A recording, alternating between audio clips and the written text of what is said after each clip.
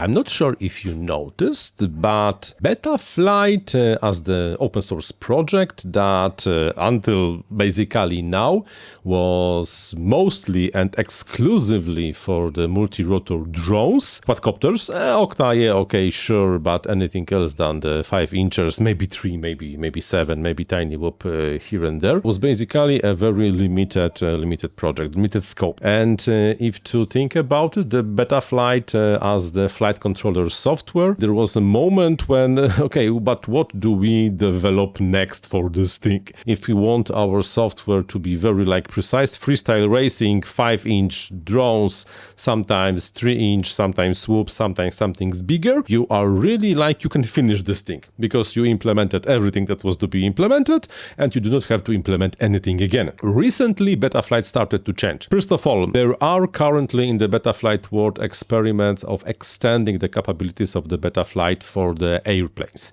Yes, in theory it's possible to have the airplane powered by the Betaflight, but let's say that the flight performance will be like limited because the only thing that will work is a basic stabilization and the PID controller is absolutely not prepared to handle the requirements of the airplanes, and nothing like the GPS rescue or like anything will really work from the more advanced stuff than the stabilization. But one of the developers of the Betaflight is working on changing that.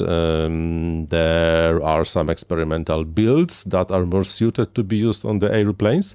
So there's a pretty good chance that in the next releases something will change in that matter. Of course, like comparing feature to feature, Betaflight and INAV or Ardupilot, there will be like a huge difference, like the feature gap, and the feature gap will be tremendous because of the completely different scope. And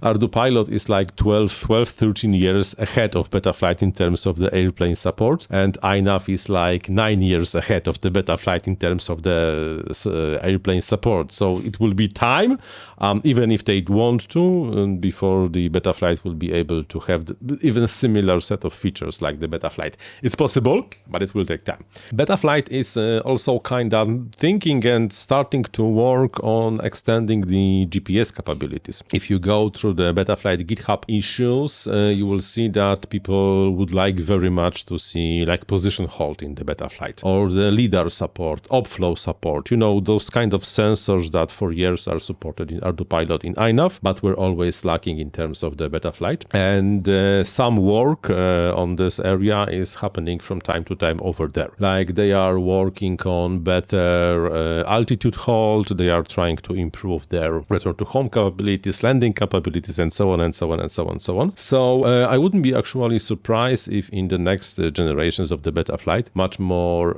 emphasis, much more priority were put into the areas when previously Betaflight was not really interested in, especially like navigation support and airplane support. The market is limited. If you want to grow, you have to like expand to the new areas. So that's the idea probably behind some of those things. On the other hand, the competition in those areas is kind of severe. It might take some time before Betaflight will be able to say that, okay, we can actively compete with like INAV in terms of the airplane support. The feature gap is huge, but sooner or later, it might really happen.